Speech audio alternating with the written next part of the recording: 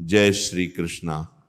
आज की इस पवित्र और अत्यंत महत्वपूर्ण प्रवचन में हम सभी जानेंगे कि किन पापों के कारण घर में दरिद्रता का वास हो जाता है और ऐसे कौन से कर्म हैं जो मनुष्य के घर से माता लक्ष्मी को रूठ कर चले जाने पर मजबूर कर देते हैं। यह प्रश्न केवल एक प्रश्न नहीं है, यह उस गहरे रहस्य का द्वार है जिसे समझ लेने पर कोई भी मनुष्य अपने घर की दरिद्रता को जड़ से उखाड़ फेंक सकता है और अपने परिवार के जीवन में सुख, शांति और समृद्धि का स्थायी प्रकाश जला सकता है। यह विषय केवल किसी एक परिवार का नहीं है, यह विषय उन करोड़ों परिवारों का है जो दिन रात परिश्रम करते हुए भी अपने घर में सुख समृद्धि नहीं ला पाते, जो पूजा पाठ करते हैं, व्रत उपवास रखते हैं, मंदिरों में माथा टेकते हैं, परंतु फिर भी उनके घर की दरिद्रता दूर नहीं होती। तो इसका कारण क्या है? इसका उत्तर इस पवित्र कथा में छिपा हुआ है। सभी माताओं, बहनों और भाइयों से मेरा हाथ जोड़कर विनम्र निवेदन है कि इस पवित्र और ज्ञानवर्धक कथा को पूरा अवश्य सुने और इसके संदेश को अपने जीवन में अपनाएं। यह कथा केवल सुनने के लिए नहीं है, यह कथा जीवन में उतारने के लिए है। यदि आपने इसे ध्यान से सुना और इसके संदेश को अपने आचरण में लाए तो मुझे पूर्ण विश्वास है कि आपके घर में भी परिवर्तन अवश्य आएगा। चलिए, आपका ज्यादा समय न लेते हुए इस अत्यंत महत्वपूर्ण कथा को प्रारंभ करते हैं।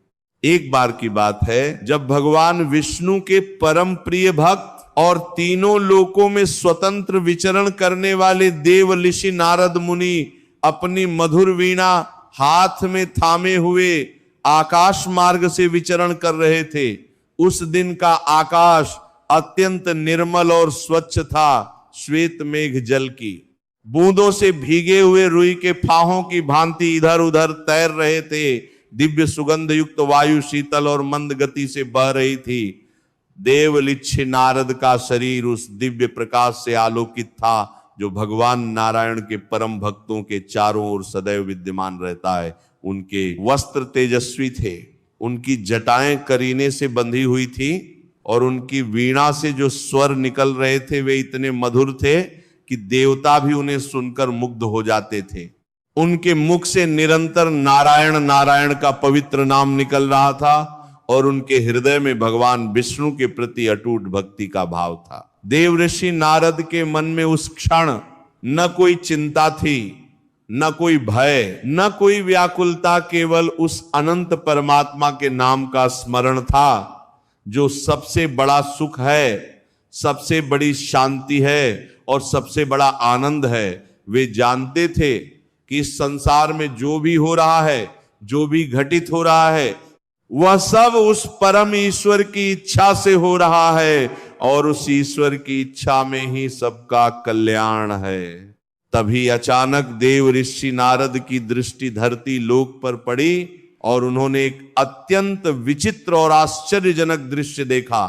उस दृश्य को देखकर उनके पांव जैसे आकाश में ही थम गए, उनकी वीणा के स्वर धीमे पड़ गए और उनके नारायण नारायण कहने वाले मुख पर एक गहरा और चिंतित भाव आ गया। वे जो देख रहे थे वो इतना विचित्र था, इतना असामान्य था कि उनका मन उसमें उलझ गया और वे उसे समझे बिना आगे नहीं बढ़ सकते थे। उन्होंने देखा कि धरती पर एक ही नगर में, एक ही गली में, एक दूसरे के बिल्कुल पास पास दो घर बने हुए थे। दोनों घरों के मालिक एक ही जाति के थे। दोनों ने एक ही समय में अपना व्यापार शुरू किया था। दोनों के पास आरंभ में एक जैसा धन था और दोनों के परिवार में एक जैसी संख्या में सदस्य थे। दोनों ने एक ही गुरु से शिक्षा पाई थी। दोनों ने अपने पिता की एक ही विरासत से अपना जीवन आरंभ किया था। दोनों के आसपास का वातावरण, समाज और परिस्थितियां एक जैसी थी। यदि कोई बाहरी व्यक्ति उन दोनों परिवारों की पृष्ठभूमि देखता तो वह यही कहता कि इन दोनों का जीवन एक जैसा ही होना चाहिए। परंतु आज की स्थिति देखकर देव ऋषि नारद अत्यंत चकित हो गए। पहले घर की ओर देखा तो वह घर एक भव्य महल के समान दिख रहा था। उस घर की दीवारें चमक रही थीं, जैसे किसी ने उन पर सोने का लेप कर दिया हो। उस घर के द्वार पर सुंदर तोरण लगे थे जो ताजे आम के पत्तों और गेंदे के फूलों से सजे हुए थे। द्वार के दोनों ओर केले के विशाल हरे भरे पेड़ लहलहा रहे थे। घर के आंगन के मध्य में तुलसी का पवित्र पौधा सुंदर चबूतरे पर विराजमान था। उस तुलसी के पत्ते हरे और कोमल थे और उन पर प्रातः काल की ओस की बूंदें मोती की भांति चमक रही थी। तुलसी के चबूतरे के पास एक छोटा दीपक जल रहा था जिसकी लौ बिना हवा के भी स्थिर और प्रकाशमान थी, जैसे वह दीपक मात्र घी का नहीं बल्कि उस घर में रहने वालों की श्रद्धा का जल रहा हो। उस घर में चारों ओर सुख शांति और समृद्धि का वातावरण था। उस घर से हंसी खुशी की आवाजें आ रही थी, बच्चे खेल रहे थे, उनकी किलकारियां आंगन में गूंज रही थी। घर की स्त्री रसोई में मधुर स्वर में भजन गा रही थी और घर के स्वामी के चेहरे पर एक दिव्य तेज और संतोष का भाव था।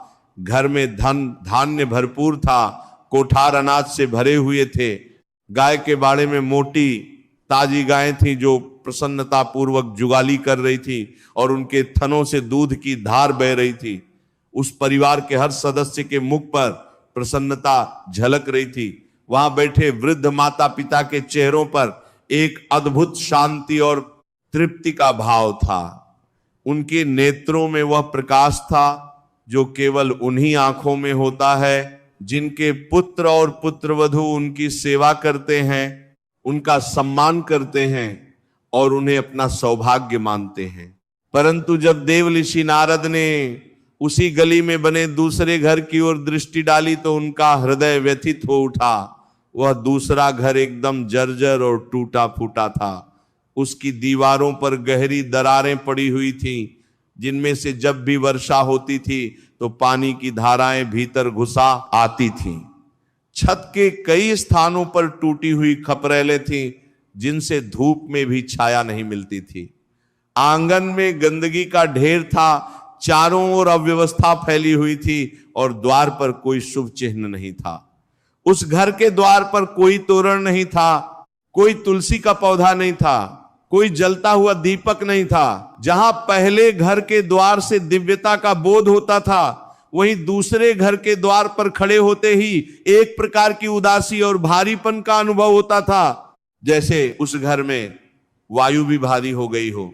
उस घर में रहने वाले लोगों के चेहरे पर गहरी उदासी, चिंता और निराशा के भाव थे। घर का मालिक कर्ज के बोझ तले दबा हुआ था। उसकी आंखों के नीचे काले घेरे थे। उसके माथे पर चिंता की लकीरें गहरी थीं और उसके कंधे झुके हुए थे।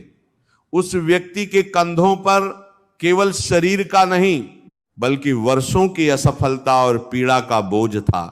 बच्चे भूखे थे और उनकी आंखों में वह चमक नहीं थी जो बच्चों की आंखों में होनी चाहिए। घर की स्त्री आंसू बहाते हुए अपना दुखी जीवन व्यतीत कर रही थी। उसके हाथों में वे निशान थे जो घोर परिश्रम और अभाव का प्रमाण थे।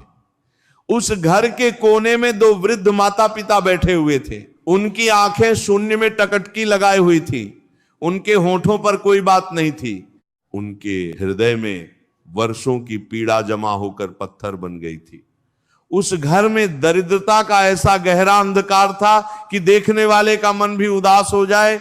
ये अत्यंत विचित्र दृश्य देखकर देवर्षि नारद के मन में एक के बाद एक अनेक प्रश्न उठने लगे। उन्होंने सोचा कि ये दोनों परिवार एक ही समय में एक ही स्थान पर एक जैसी परिस्थितियों में आए थे। दोनों के पास एक जैसी सामर्थ्य थी, एक जैसा धन था, एक जैसी शिक्षा थी। फिर एक का घर इतना समृद्ध और दूसरे का घर इतना दरिद्र क्यों हो गया? क्या केवल भाग्य ही इसका कारण है अथवा इसके पीछे कोई गहरा कर्म सिद्धांत है? क्या कारण है कि एक के घर में माता लक्ष्मी का वास है और दूसरे के घर से माता लक्ष्मी रूठ कर चली गई हैं? क्या माता लक्ष्मी स्वेच्छा से कहीं जाती और कहीं से आती हैं? अथवा उनके जाने और आने के पीछे भी कोई निश्चित नियम है, कोई शाश्वत सिद्धांत है? इस महत्वपूर्ण रहस्य को जानने की गहरी जिज्ञासा लेकर देव ऋषि नारद सीधे जा पहुंचे पाप पुण्य के लेखा जोखा रखने वाले और समस्त प्राणियों को उनके कर्मों का न्याय देने वाले धर्मराज यमराज के विशाल और भव्य दरबार में। यमलोक का वह दरबार अत्यंत विशाल और भव्य था। उस दरबार के द्वार पर विशाल दंड धारण किए हुए द्वारपाल खड़े थे। दरबार के भीतर का वातावरण गंभीर और शांत था, एक ऐसी शांति जिसमें उत्तर और दायित्व दोनों छिपे हुए थे। उस दरबार की दीवारों पर समस्त सृष्टि के प्राणियों के कर्मों का लेखा जोखा अंकित था। वहां चित्रगुप्त जी अपनी पोथियां लेकर विराजमान थे, जिनमें हर प्राणी के एक एक कर्म का, एक एक शब्द का, एक एक विचार तक का विस्तृत वर्णन था। उस दरबार में असत्य के लिए कोई स्थान नहीं था, छल के लिए कोई आश्रय नहीं था। वहां केवल सत्य था, केवल न्याय था और केवल धर्म था। यमलोक के उस भव्य और विशाल दरबार में पहुंचकर देव ऋषि नारद ने अत्यंत विनम्रता और श्रद्धा भाव से धर्मराज यमराज को साष्टांग प्रणाम किया। उन्होंने अपनी वीणा को एक ओर संभाल कर रखा, दोनों हाथ जोड़े और माथा भूमि पर टेक कर प्रणाम किया। उनके मन में यमराज के प्रति पूर्ण श्रद्धा और आदर था। वे जानते थे कि जो यहां बैठे हैं वे कोई साधारण देवता नहीं है, वे स्वयं धर्म के अवतार हैं, सत्य के स्तंभ हैं और न्याय की जीवंत प्रतिमा हैं। उन्होंने अत्यंत आदर पूर्वक कहा, हे धर्मराज, हे न्याय प्रिय देवता, हे समस्त प्राणियों के कर्मों के साक्षी, हे सत्य के रक्षक, हे उस विधान के पालक जिसे स्वयं ब्रह्मा जी ने इस सृष्टि के लिए निर्धारित किया है। आज मैं आपके पवित्र दरबार में एक अत्यंत महत्वपूर्ण और गहरे प्रश्न का उत्तर जानने के प्रयोजन से उपस्थित हुआ हूं।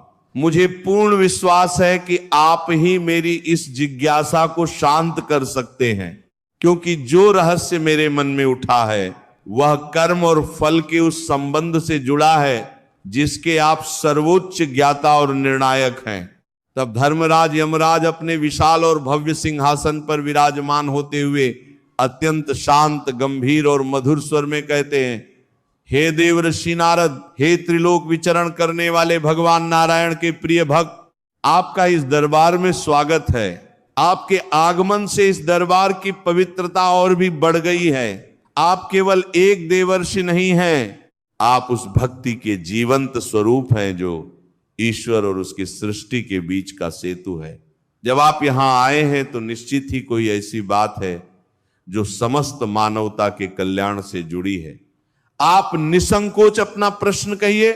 आपकी जिज्ञासा का समाधान करना मेरा सौभाग्य और कर्तव्य दोनों है। यदि मैं आपके प्रश्न का उत्तर देने में समर्थ हुआ तो मैं आपको अवश्य ही विस्तार पूर्वक और स्पष्टता पूर्वक बताऊंगा। इस दरबार का यही धर्म है। तब देव ऋषि नारद जी आगे बढ़ते हुए कहते, हे धर्मराज, हे न्याय के देवता, आज जब मैं अपनी वीणा लिए हुए आकाश मार्ग से विचरण कर रहा था और भगवान नारायण के पवित्र नाम का स्मरण करते हुए अपनी यात्रा में रत था, तब मैंने धरती लोक में एक अत्यंत विचित्र और चिंताजनक दृश्य देखा।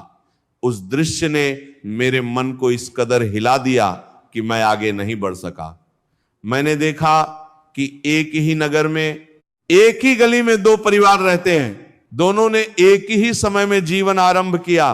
दोनों के पास समान धन था। दोनों ने एक ही व्यापार में हाथ आजमाया और दोनों को एक जैसी परिस्थितियां मिली। दोनों की मां की कोख एक ही थी। दोनों को एक ही पिता का स्नेह मिला और दोनों ने एक ही आंगन में बचपन के खेल खेले। परंतु हे धर्मराज, आज उनकी स्थिति एकदम विपरीत है। एक परिवार धन, धान्य, सुख, समृद्धि और शांति से भरपूर जीवन जी रहा है और उसके घर में माता लक्ष्मी की कृपा स्पष्ट दिखाई देती है।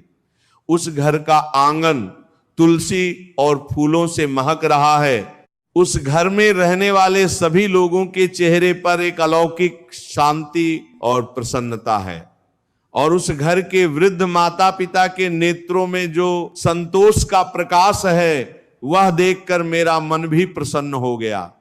वहीं दूसरी ओर दूसरा परिवार अत्यंत दरिद्रता और दुख में डूबा हुआ है। उस घर में कर्ज है, भूख है, पीड़ा है और माता लक्ष्मी की कृपा का नामो निशान नहीं है। उस घर के कोने में बैठे वृद्ध माता पिता की आंखें देखकर मेरा हृदय रो उठा। उन आंखों में जो पीड़ा थी, जो टूटन थी, वो मैं शब्दों में नहीं कह सकता।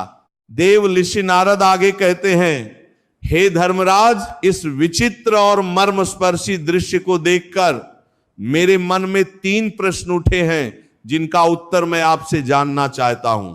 मेरा पहला प्रश्न यह है कि आखिर कौन से पाप हैं, कौन से कर्म हैं जिनके कारण किसी के घर में दरिद्रता का वास होता है और माता लक्ष्मी उस घर को छोड़कर चली जाती हैं।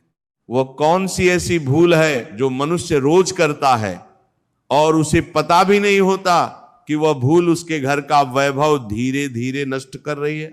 मेरा दूसरा प्रश्न यह है कि वह कौन सी एक ऐसी गलती है जिसे मनुष्य जाने अनजाने करते रहता है और जिसके कारण उसका घर पीढ़ियों तक दरिद्रता की छाया में रहता है। एक नहीं, 2 नहीं, बल्कि पीढ़ी दर पीढ़ी यह दरिद्रता बनी रहती है। ऐसा क्यों?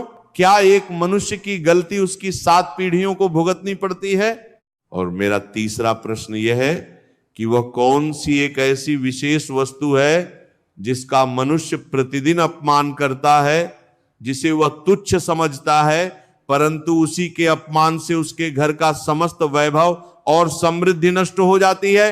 देव ऋषि नारद के इन तीनों गहरे, महत्वपूर्ण और विचारणीय प्रश्नों को अत्यंत ध्यान पूर्वक सुनकर धर्मराज यमराज एक क्षण के लिए मौन हो गए।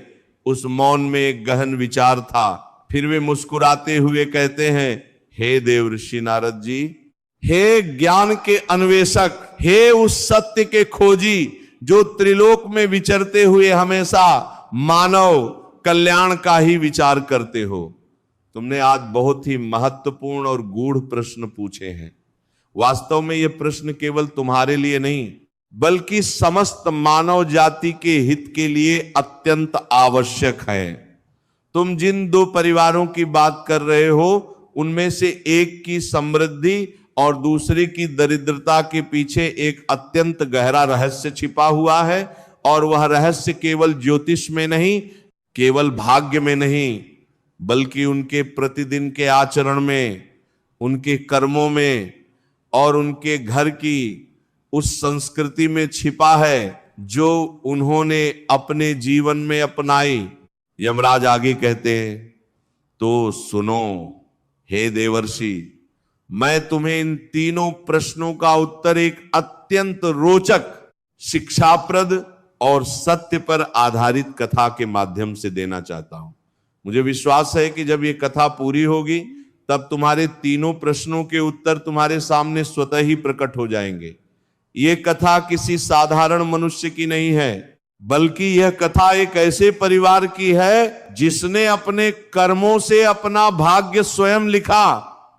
इस कथा में तुम देखोगे कि कैसे एक ही परिवार के 2 पुत्रों ने एक जैसी परिस्थितियों में भिन्न भिन्न आचरण करके अपने जीवन को 2 बिल्कुल अलग दिशाओं में ले गए। इस कथा को पूर्ण एकाग्रता और धैर्य के साथ सुनना।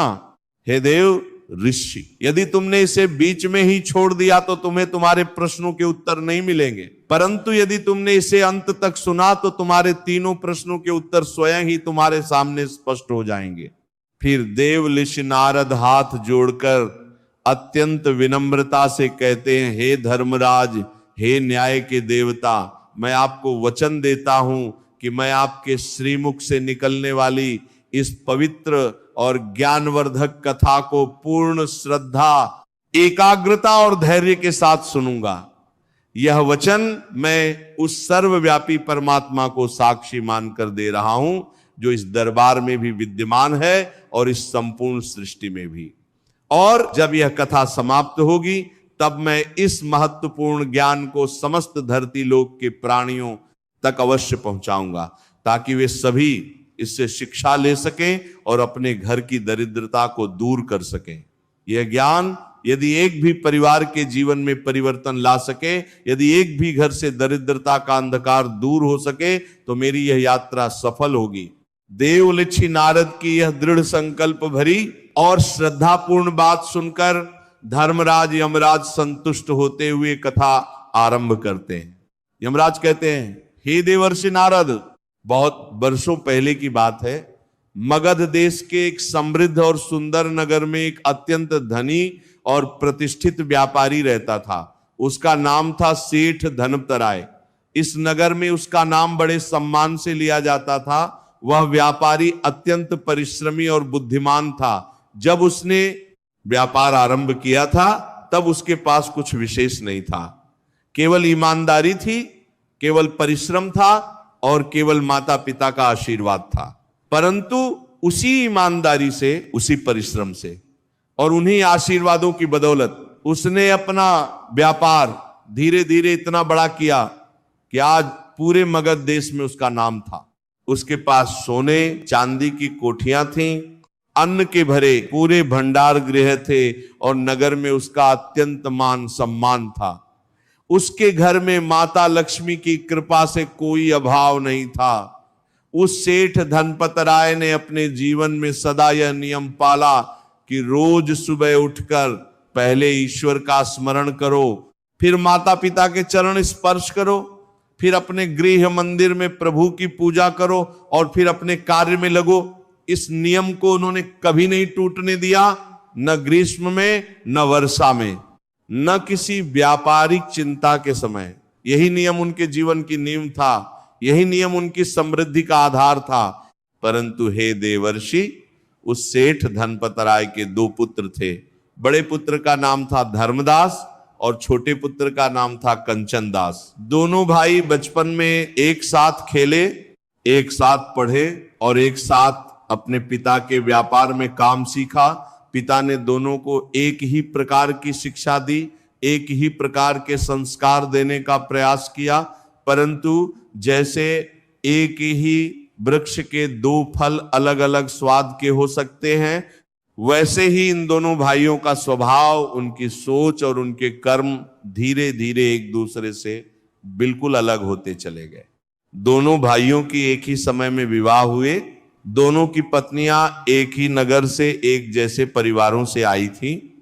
दोनों को अपने पिता से बराबर बराबर धन और संपत्ति मिली और दोनों ने एक ही नगर में, एक ही गली में अपना अपना अलग घर बसाया। जब सेठ धनपतराय ने दोनों पुत्रों को संपत्ति देते समय आशीर्वाद दिया तो उन्होंने कहा था, पुत्रों, ये धन मैंने ईमानदारी और परिश्रम से कमाया है। इसमें मां के आंसुओं का नमक नहीं है, किसी भूखे की दुआ नहीं है। जाओ, इसे और बढ़ाओ। परंतु यदि तुम्हें कभी किसी एक वस्तु का ध्यान रखना हो तो वह यह, मां बाप का दिल कभी मत तोड़ना। ये कहते हुए सेठ धनपतराय की आंखें भर आई थीं। परंतु कुछ ही वर्षों में दोनों भाइयों के जीवन में जमीन आसमान का अंतर आ गया।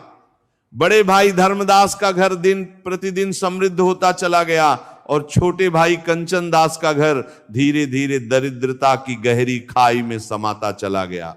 यमराज आगे कहते हैं, हे देव ऋषि नारद, ये अंतर कैसे आया, ये रहस्य क्या है?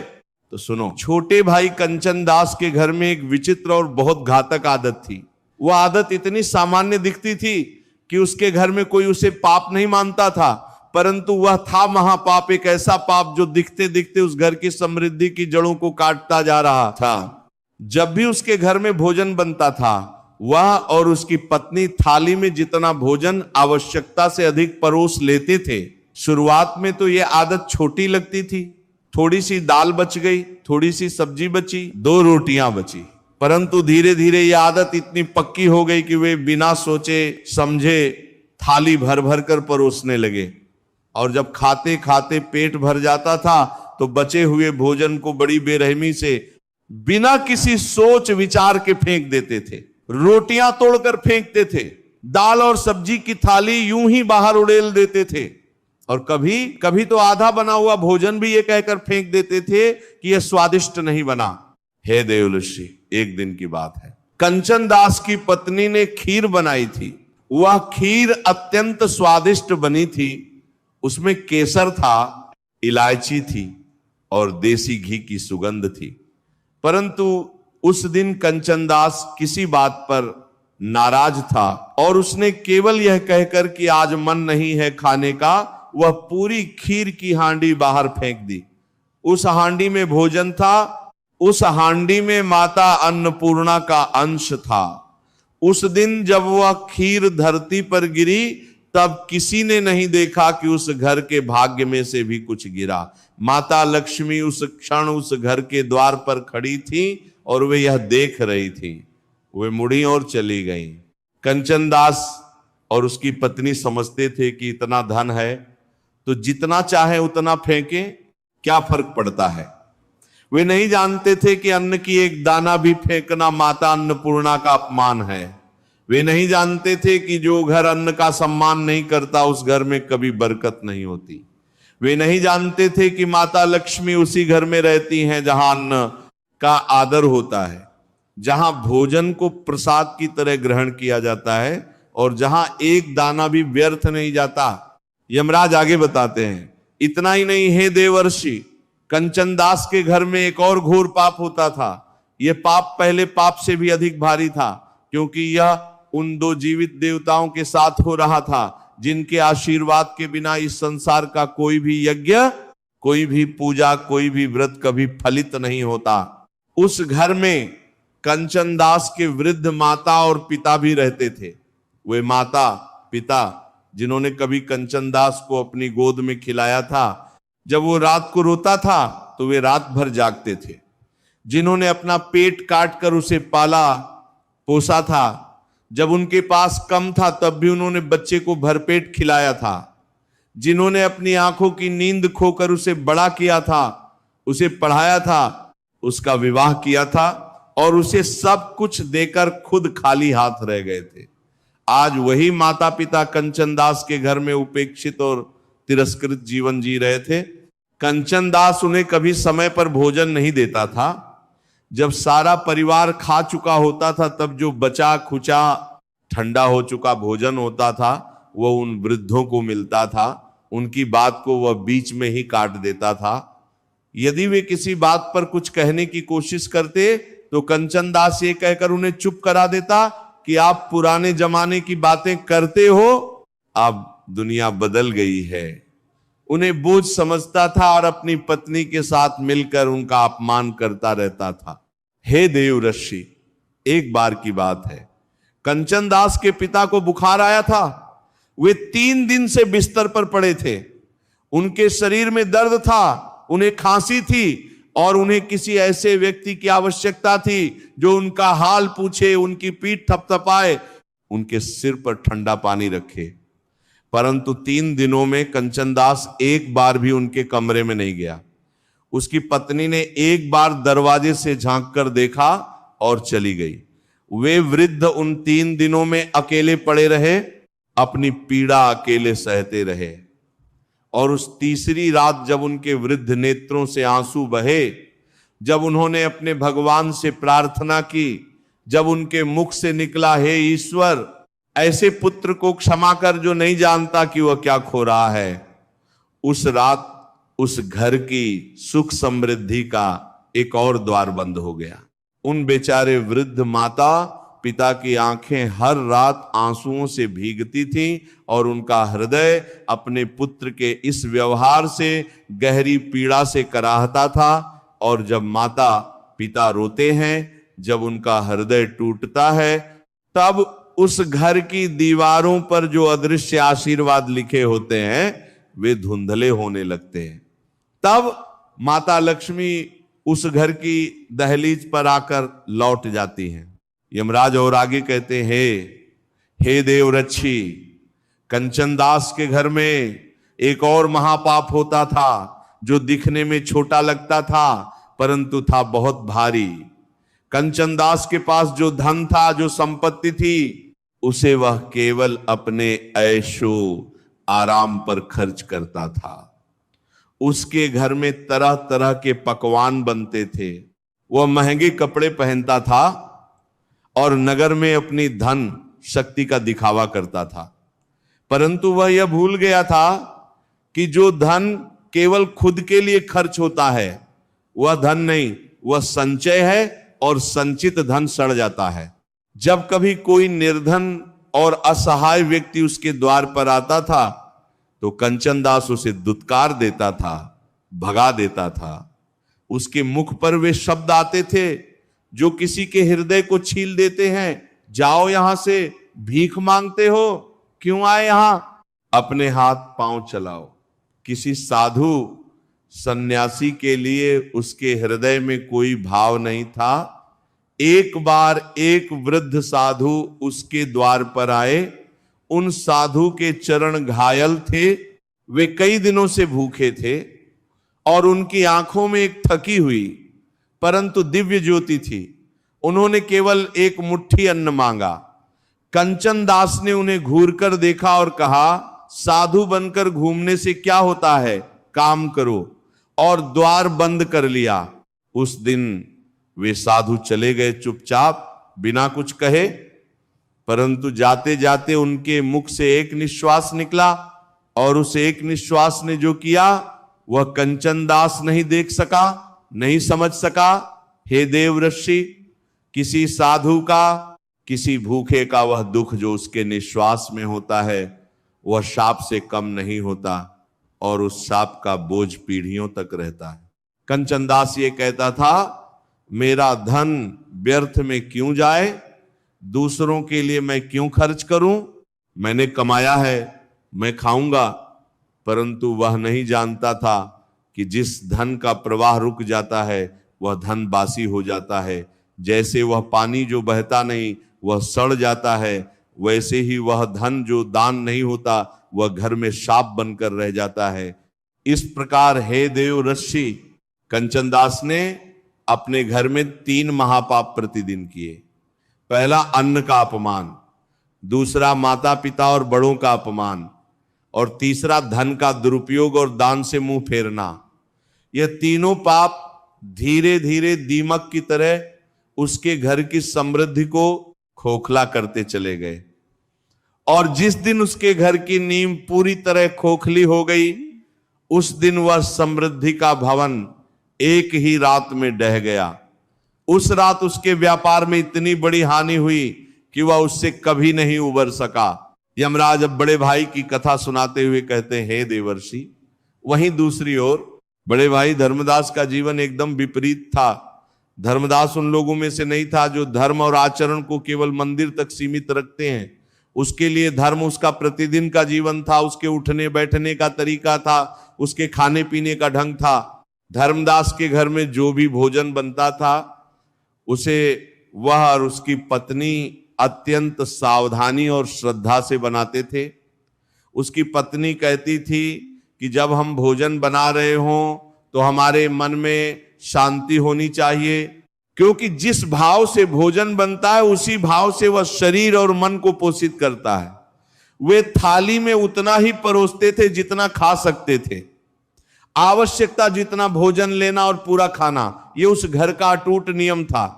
यदि कभी भोजन अधिक बन जाता था तो उसे वे फेंकते नहीं थे।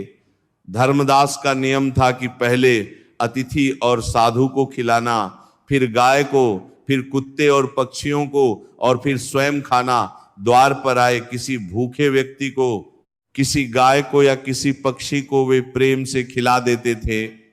एक बार ऐसा हुआ कि उस दिन घर में अधिक मेहमान आ गए और भोजन कम पड़ गया। उस दिन धर्मदास और उसकी पत्नी ने आधा खाकर उठ गए ताकि मेहमान तृप्त हो सकें। उनके बच्चों ने पूछा, पिताजी आपने तो कम खाया? तो धर्मदास ने मुस्कुराकर कहा, जिस घर में अतिथि तृप्त होकर जाता है उस घर में माता लक्ष्मी स्वयं कभी भूखी नहीं रहती। वे जानते थे कि अन्न में माता अन्नपूर्णा का वास है और अन्न का अपमान करना माता का अपमान करना है। प्रत्येक अन्न के दाने में किसी किसान का परिश्रम है, आकाश की वर्षा है, धरती का स्नेह है और ईश्वर की कृपा है। जो इसे व्यर्थ फेंकता है वह इन सब का अपमान करता है। और धर्मदास के घर में उसके वृद्ध माता पिता को सबसे अधिक सम्मान मिलता था। धर्मदास यह नहीं मानता था कि माता पिता की सेवा एक कर्तव्य है जिसे निभाना पड़ता है। वह यह मानता था कि माता पिता की सेवा एक सौभाग्य है जो हर किसी को नहीं मिलता। उसके घर में यह नियम था कि सुबह पहला भोजन माता पिता को मिलता था, ताजा, गर्म और प्रेम से बना हुआ। धर्मदास स्वयं अपने हाथों से उनका भोजन परोसता था, उनके चरण दबाता था, उनकी बात ध्यान से सुनता था और उनकी हर जरूरत का ख्याल रखता था। एक दिन धर्मदास के व्यापार में अचानक बहुत बड़ी समस्या आई। एक साझीदार ने धोखा दिया, व्यापार में भारी हानि हुई और उस दिन धर्मदास के हाथ खाली थे। उस संकट के क्षण में वह अपने कक्ष में बैठकर सोच में डूबा था। तभी उसकी माता उसके पास आई और उनके हाथ धर्मदास के सिर पर गए। उन वृद्ध हाथों की ऊष्मा ने धर्मदास के थके मन में एक नई ऊर्जा भर दी।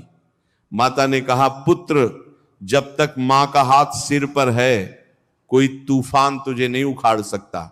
जा, ईश्वर पर भरोसा रख। और सच में उस दिन के बाद धर्मदास का व्यापार फिर से खड़ा हो गया।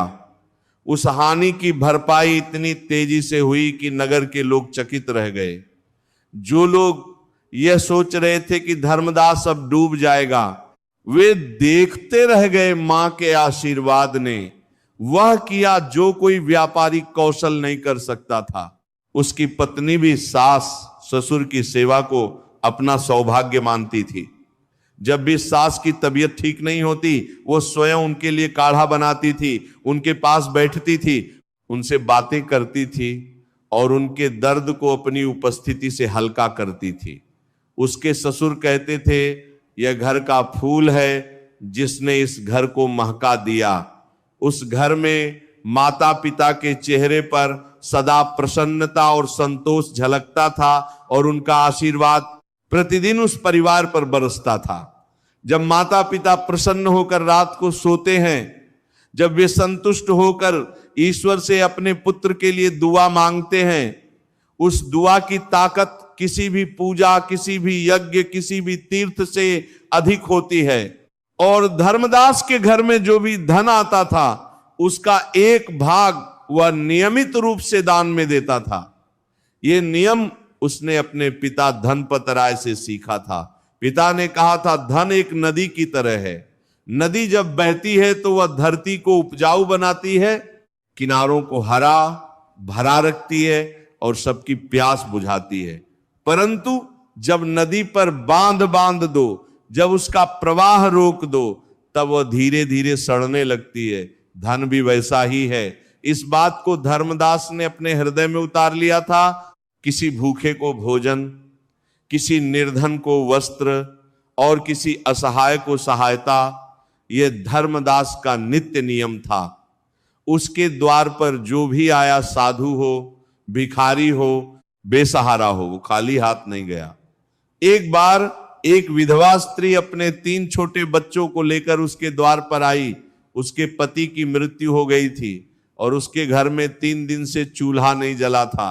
धर्मदास ने न केवल उसे अन्न दिया बल्कि उस दिन से उस परिवार की जिम्मेदारी अपने ऊपर ले ली। उस स्त्री के बच्चों की पढ़ाई का प्रबंध किया। वह स्त्री जब भी धर्मदास के घर के सामने से गुजरती, उसके मुख से जो दुआ निकलती, उस दुआ का फल धर्मदास के घर में वैभव बनकर बरसता था। वो कहता था, जो धन दूसरों के काम आए वही सच्चा धन है। जो धन केवल संदूक में बंद रहे वह धन नहीं, बोझ है। और इसीलिए उसके संदूक जितने अधिक खुलते थे, भगवान उतना ही अधिक उन्हें भरते जाते थे। माता लक्ष्मी वहीं ठहरती हैं जहां से उनका प्रवाह होता है, जहां दान होता है, जहां सेवा होती है। धर्मदास के घर में यह प्रवाह निरंतर था, इसीलिए माता लक्ष्मी का वास भी निरंतर था। यमराज आगे कहते हैं, इस प्रकार हे देव, ऋषि, धर्मदास ने अपने घर में 3 पुण्य प्रतिदिन किए। पहला अन्न का सम्मान, दूसरा माता पिता और बड़ों का आदर, और तीसरा धन का सदुपयोग और दान। इन 3 पुण्यों के कारण धर्मदास के घर में माता लक्ष्मी स्वयं प्रसन्न होकर निवास करती थी। उसका घर वैभव से भरा रहता था, उसके बच्चे स्वस्थ और प्रसन्न थे, उसका व्यापार दिन प्रतिदिन फलता फूलता था और उस परिवार में सुख शांति का वातावरण बना रहता था। नगर के लोग कहते थे कि धर्मदास के घर में ईश्वर का हाथ है, परंतु सच यह था कि धर्मदास के घर में वह सब था जिसे ईश्वर स्वयं प्रेम करते हैं। अन्न का आदर, माता पिता की सेवा और दान की भावना। और इन्हीं 3 पापों के कारण कंचन दास के घर में माता लक्ष्मी रूठकर चली गई। दरिद्रता ने उस घर में स्थायी वास कर लिया और वह परिवार पीढ़ियों तक कष्ट झेलता रहा। कंचन दास को जब व्यापार में हानि होती थी तो वह सोचता यह मेरा दुर्भाग्य है। जब घर में अशांति होती थी तो वह सोचता यह सब किस्मत का खेल है। परंतु वह यह नहीं देख पाता था कि उसका दुर्भाग्य, उसकी अशांति, उसकी दरिद्रता, ये सब उसी के अपने कर्मों की प्रतिछाया थी। वह दिन रात ज्योतिषियों के पास जाता, नग नगीने पहनता, तरह तरह के टोटके करता, परंतु जो जड़ में रोग हो उसे ऊपर से लीप पोत कर नहीं मिटाया जा सकता। एक दिन उसके पड़ोस में एक महात्मा आए। उन महात्मा की ख्याति दूर दूर तक थी। वे जब किसी के घर में आते थे तो उस घर की समस्याओं का समाधान होता था, परंतु उन महात्मा ने कंचन दास के घर के द्वार पर आकर रुकने से मना कर दिया। लोगों ने पूछा, महात्मा जी आप इस घर में क्यों नहीं जाते?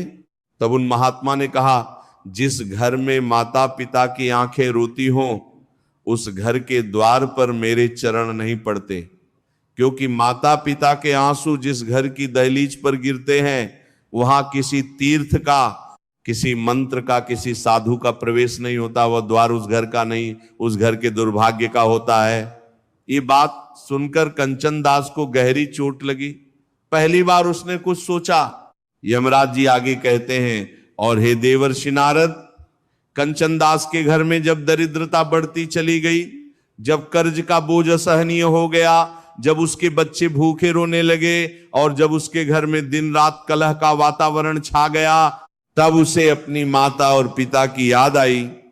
वो भारी कदमों से उस कमरे में गया जहां उसके वृद्ध माता पिता रहते थे। उस कमरे में जाते हुए उसके पांव कांप रहे थे।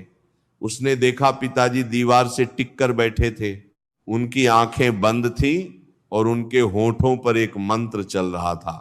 मां एक कोने में बैठकर कुछ बुन रही थी, उनकी आंखें झुकी हुई थी, परंतु उन आंखों के किनारे सूखे आंसुओं के निशान साफ दिखाई दे रहे थे। कंचन दास उनके सामने आकर बैठ गया। उसके गले में कुछ था जो बाहर नहीं निकल रहा था।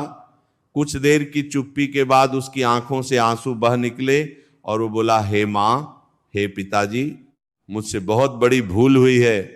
मैंने आप दोनों का अपमान किया, आपको कष्ट दिया, आपकी उपेक्षा की। जब आपको मेरी जरूरत थी मैं नहीं था, जब आपको सहारे की आवश्यकता थी मैंने आपको अकेला छोड़ दिया, मुझे क्षमा कर दीजिए। उसका वह रोना एक साधारण रोना नहीं था, वह वर्षों के अहंकार का टूटना था। वह उस पुत्र का जागरण था जो अब तक सोया हुआ था। उसके पिता ने आंखें खोली, उन्होंने अपने पुत्र को रोते हुए देखा। एक क्षण के लिए उनके नेत्रों में भी आंसू आए। फिर उन्होंने धीरे से अपना हाथ कंचन दास के सिर पर रखा और कहा, पुत्र, माता पिता कभी शाप नहीं देते, परंतु उनके आंसू भी कम नहीं होते। तू आ गया, यही काफी है। और उस क्षण जब उन वृद्ध हाथों ने उस टूटे हुए पुत्र के सिर को थपथपाया, उस क्षण कुछ बदला। वह अदृश्य परिवर्तन था, दिखाई नहीं देता, परंतु जो होता है उसे समय ही दिखाता है। परंतु हे देव ऋषि, जब कंचन दास ने सच्चे मन से अपनी गलतियों को स्वीकार किया, जब उसने अपने माता पिता के चरणों में सिर रखकर क्षमा मांगी, जब उसने अन्न का सम्मान करना शुरू किया और जब उसने अपनी सामर्थ्य के अनुसार दान देना आरंभ किया, तब धीरे धीरे उस घर की परिस्थितियां बदलने लगी। उसने पहले वो आदत बंद की जो सबसे अधिक हानिकारक थी, अन्न को फेंकना। उसने प्रण लिया कि आज से इस घर में एक दाना भी व्यर्थ नहीं जाएगा। उसकी पत्नी ने पहले तो आश्चर्य किया, फिर उसने भी अपने पति की बात मान ली। फिर उसने अपने माता पिता की सेवा आरंभ की। पहले पहले यह स्वाभाविक नहीं लगता था, वर्षों की दूरी को पाटने में समय लगता है, परंतु उसने प्रयास नहीं छोड़ा। धीरे धीरे उसके माता पिता को विश्वास होने लगा। उनके चेहरे पर एक हल्कापन आया। जब माता पहली बार गर्म भोजन खाकर मुस्कुराई, उस दिन कंचन दास ने महसूस किया कि उसने कुछ जीता है, कुछ ऐसा जो किसी बाजार में नहीं मिलता। और फिर उसने थोड़ा थोड़ा दान देना शुरू किया। पहले वह एक मुट्ठी अनाज पड़ोसी के बच्चे को देने लगा। फिर उसने प्रत्येक एकादशी पर किसी भूखे को भोजन कराना आरंभ किया। यह राशि बड़ी नहीं थी, यह प्रयास छोटा था, परंतु भाव सच्चा था। और सच्चे भाव से किया गया एक छोटा दान बिना भाव के किए गए सोने के ढेर से अधिक मूल्यवान होता है। माता लक्ष्मी की कृपा पुनः उस घर की ओर लौटने लगी। पहले छोटे छोटे लाभ हुए व्यापार में, फिर एक अच्छा अवसर आया, फिर एक के बाद एक द्वार खुलने लगे। वह परिवार जो वर्षों से दरिद्रता के अंधकार में डूबा था, उसमें धीरे धीरे प्रकाश आने लगा। यह चमत्कार नहीं था, यह कर्म का नियम था, यह धर्म का विधान था। जो बोया जाता है वही काटा जाता है। कंचन दास ने पाप बोया था, दरिद्रता काटी। अब उसने पुण्य बोया, समृद्धि उगने लगी। इस प्रकार यमराज की ये अत्यंत शिक्षाप्रद कथा समाप्त होती है। और यमराज देव ऋषि नारद से कहते हैं, हे देवर्षि, अब मैं तुम्हारे तीनों प्रश्नों के उत्तर बहुत स्पष्टता से और विस्तार से देता हूं। इस कथा में जो तुमने सुना, उसी में वे तीनों उत्तर छिपे हैं, परंतु मैं चाहता हूं कि प्रत्येक उत्तर इतने स्पष्ट शब्दों में दिया जाए कि जो भी इसे सुने वह जीवन भर इसे न भुला सके। यमराज गंभीर स्वर में समझाते हुए कहते हैं, तुम्हारा पहला प्रश्न था कि कौन से पाप घर में दरिद्रता लाते हैं।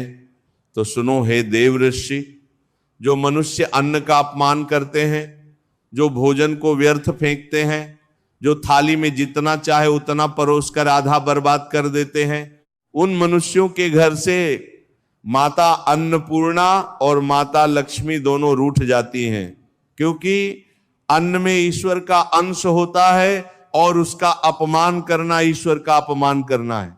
हे देवर्षि, ये जानते हो कि एक अन्न का दाना कितनी लंबी यात्रा करके हमारी थाली तक पहुंचता है। पहले किसान ने धरती जोती, बीज बोया, महीनों तक उसकी रखवाली की, धूप वर्षा सही, फिर फसल काटी, फिर अनाज अलग किया, फिर वह अनाज बाजार तक पहुंचा, फिर घर तक पहुंचा और फिर रसोई में पकाकर थाली में आया।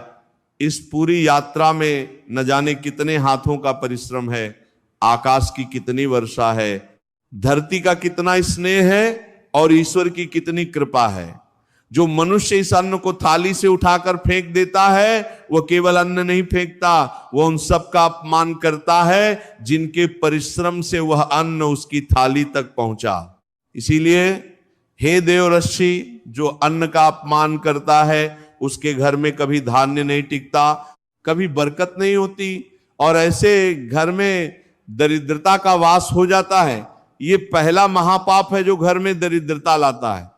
और इसका उपाय भी उतना ही सरल है, थाली में उतना ही लो जितना खा सको, जो बचे उसे किसी भूखे को दो, किसी गाय को दो, किसी पक्षी को दो, परंतु व्यर्थ मत फेंको।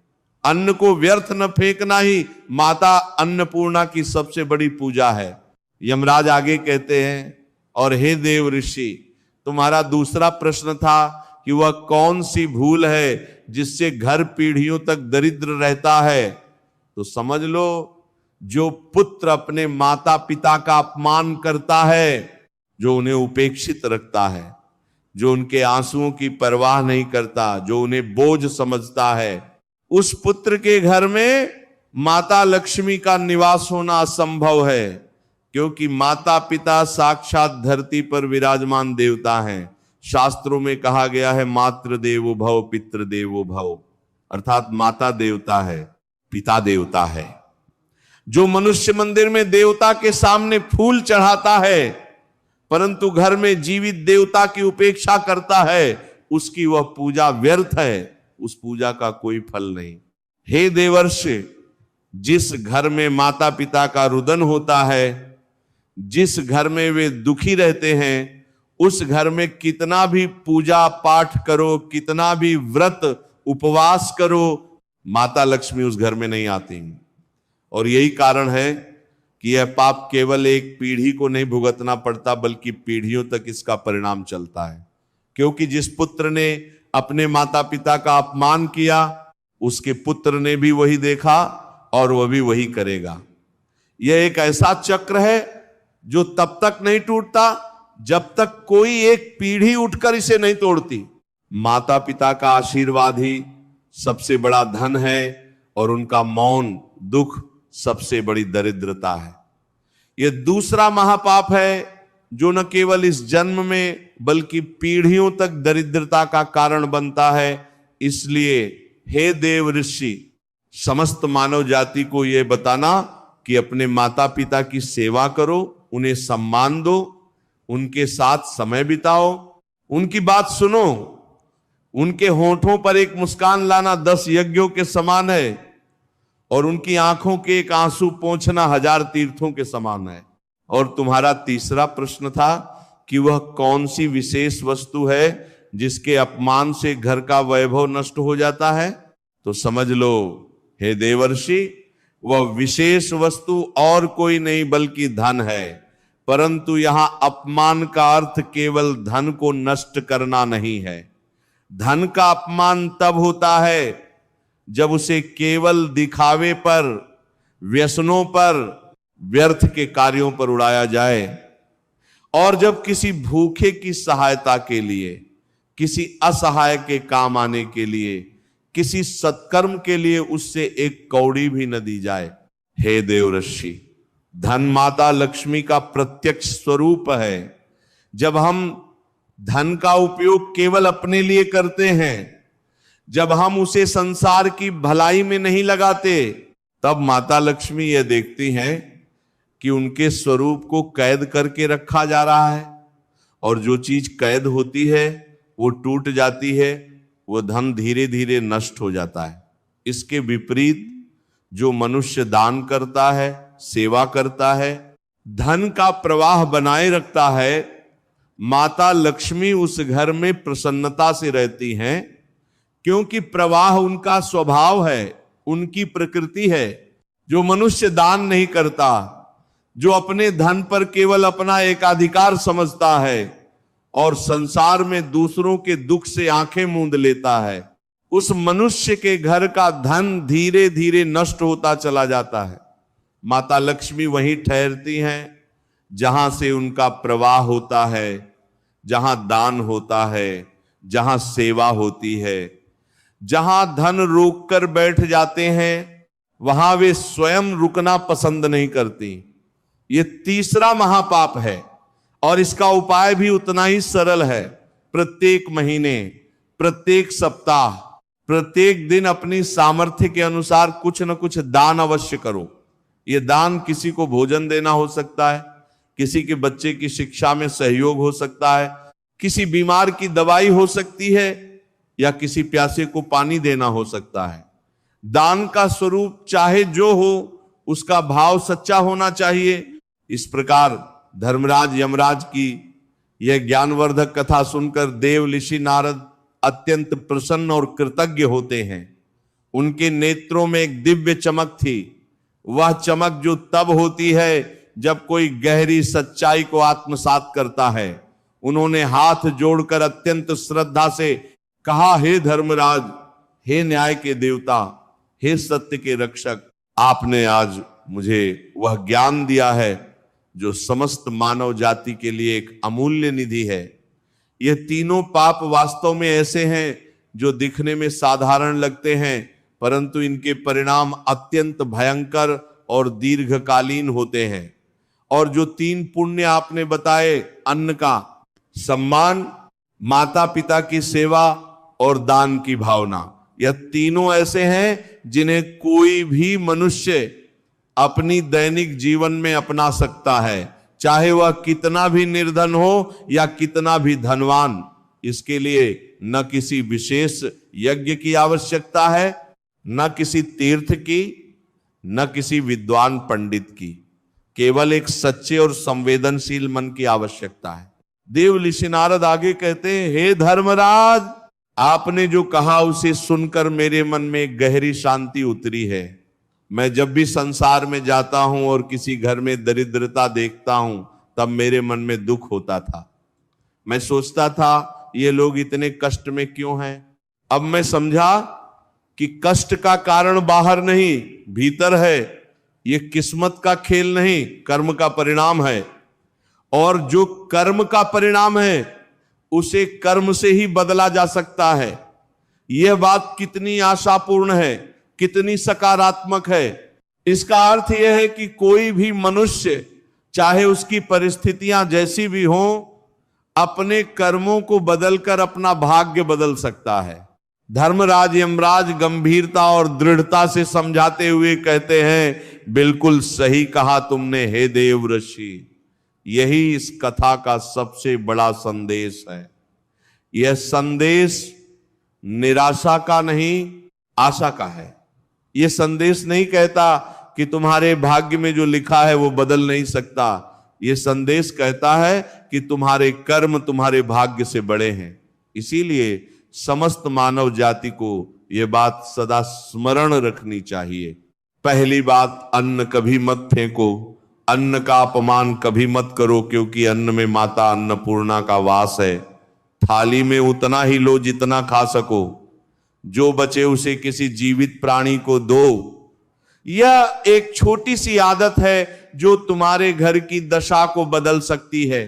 दूसरी बात, माता पिता को सदा सम्मान दो, उनकी सेवा करो, उन्हें कभी दुखी मत करो, क्योंकि उनका आशीर्वाद ही सबसे बड़ा धन है। जब भी घर में व्यस्तता हो, जब भी समय कम लगे, तब भी अपने माता पिता के लिए 5 मिनट निकालो, उनसे बात करो, उनका हाल पूछो, उन्हें बताओ कि वे महत्वपूर्ण हैं। ये 5 मिनट तुम्हारे घर की छत को मजबूत करते हैं। और तीसरी बात, अपनी सामर्थ्य के अनुसार दान अवश्य करो। किसी भूखे को भोजन दो, किसी निर्धन की सहायता करो, क्योंकि दान से धन बढ़ता है, घटता नहीं।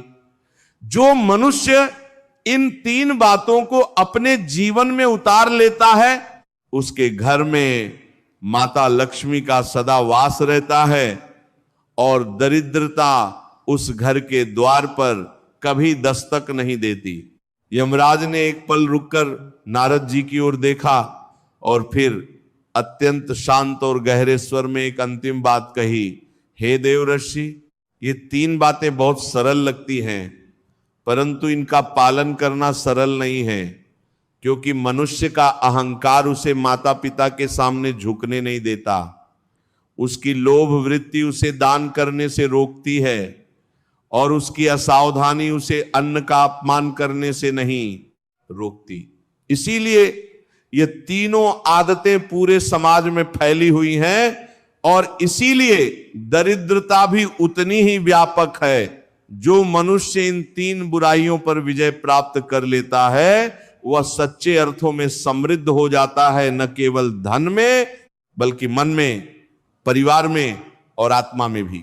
देव ऋषि नारद अत्यंत हर्षित होकर कहते हैं, हे धर्मराज, आपने आज जो ज्ञान मुझे दिया है उसे मैं इस धरती के कण कण में, घर घर में फैलाऊंगा, ताकि प्रत्येक परिवार इन पापों से बचकर माता लक्ष्मी की कृपा का पात्र बन सके और अपने घर में सुख, समृद्धि और शांति का स्थायी निवास कर सके।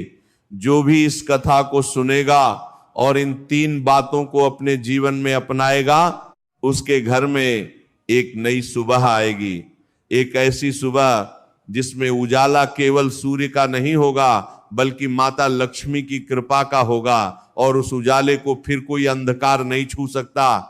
धर्मराज यमराज आशीर्वाद देते हुए कहते हैं, जाओ हे देवऋषि, जाओ और इस पवित्र और कल्याणकारी संदेश को समस्त लोकों में पहुंचाओ।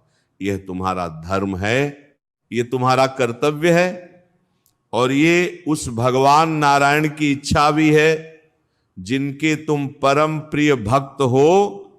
जो मनुष्य इस कथा को ध्यान से सुनेगा और इन 3 बातों को अपने जीवन में अपनाएगा, उसके घर में कभी दरिद्रता का प्रवेश नहीं होगा। माता लक्ष्मी की कृपा उस पर और उसकी आने वाली पीढ़ियों पर सदा बनी रहेगी। और जो यह सुनकर भी नहीं मानेगा, नहीं बदलेगा, वह स्वयं अपने दुर्भाग्य का रचयिता है, किसी और का उसमें दोष नहीं। देवऋषि नारद धर्मराज यमराज को श्रद्धा पूर्वक साष्टांग प्रणाम करते हैं। उनकी वीणा के तार एक बार फिर झंकृत हो उठते हैं और उनके मुख से नारायण नारायण का पवित्र नाम गूंजने लगता है। वे यमलोक से प्रस्थान करते हैं। जाते जाते वे मनो ही मन संकल्प करते हैं, हे प्रभु, ये ज्ञान जो आज मुझे मिला है इसे मैं किसी के पास रोक कर नहीं रखूंगा। ये उस दीपक की भांति है जिससे 1000 दीपक जलाए जा सकते हैं, और दीपक जलाने से दीपक कम नहीं होता बल्कि प्रकाश बढ़ता है। वे त्रिलोक में विचरण करते हुए इस महत्वपूर्ण और जीवन बदलने वाले ज्ञान को समस्त प्राणियों तक पहुंचाते हैं। जहां भी वे गए, जिसने भी यह सुना, जिसने भी इसे जीवन में उतारा, उस घर की दशा बदल गई। उस घर में बंधे हुए कंधे सीधे हो गए, उदास आंखों में चमक आ गई, और वर्षों से रूठी माता लक्ष्मी फिर से उस दहलीज पर आकर मुस्कुराने लगी। तो माताओं, बहनों और भाइयों, इस पवित्र कथा से हमें ये 3 अमूल्य शिक्षाएं मिलती हैं। पहली, कभी भी अन्न का अपमान नहीं करना चाहिए। थाली में उतना ही लेना चाहिए जितना खा सकें। जो बचे उसे किसी भूखे को, किसी गाय को, किसी पक्षी को दें, परंतु व्यर्थ न फेंकें। यह सबसे छोटा और सबसे सरल परिवर्तन है जो तुरंत किया जा सकता है, आज से, अभी से, इसी क्षण से। दूसरी, माता पिता और बड़ों का सदा आदर सम्मान करना चाहिए। उनकी सेवा को ही सबसे बड़ी पूजा समझना चाहिए। आज जब आप ये सुनकर घर जाएं तो एक काम अवश्य करें, अपने माता या पिता के पास जाएं, उनके पैर छुएं और उनसे कहें कि आप मेरे लिए सब कुछ हैं। यह एक वाक्य उनके जीवन भर के सारे कष्टों को हल्का कर देगा और उसी क्षण से आपके घर में एक नया अध्याय शुरू हो जाएगा। और तीसरी, अपनी सामर्थ्य के अनुसार दान अवश्य करना चाहिए। धन को केवल अपने लिए नहीं बल्कि दूसरों के कल्याण के लिए भी उपयोग करना चाहिए। दान बड़ा हो यह जरूरी नहीं, भाव सच्चा हो यह जरूरी है। एक भूखे बच्चे को एक रोटी देना करोड़ों रुपए के दान से कम नहीं, जब वो भाव से, हृदय से दिया जाए। यही सच्चा धर्म है और यही माता लक्ष्मी की कृपा पाने का सच्चा और परीक्षित मार्ग है। याद रखिए, माता लक्ष्मी को न सोने से बुलाया जाता है न चांदी से। उन्हें बुलाया जाता है अन्न के सम्मान से, माता पिता की सेवा से और दान की भावना से। जिस घर में ये तीनों हैं, उस घर में माता लक्ष्मी स्वयं चलकर आती हैं, बिना बुलाए, बिना विनती के। अगर ये पवित्र और ज्ञानवर्धक कथा आप सबको अच्छी लगी हो, यदि आपको इससे कुछ सीखने को मिला हो, तो कृपया कमेंट में जय श्री राम अवश्य लिख देना। और इस महत्वपूर्ण संदेश को अधिक से अधिक लोगों तक पहुंचाने के लिए वीडियो को लाइक करके चैनल को सब्सक्राइब अवश्य कर देना।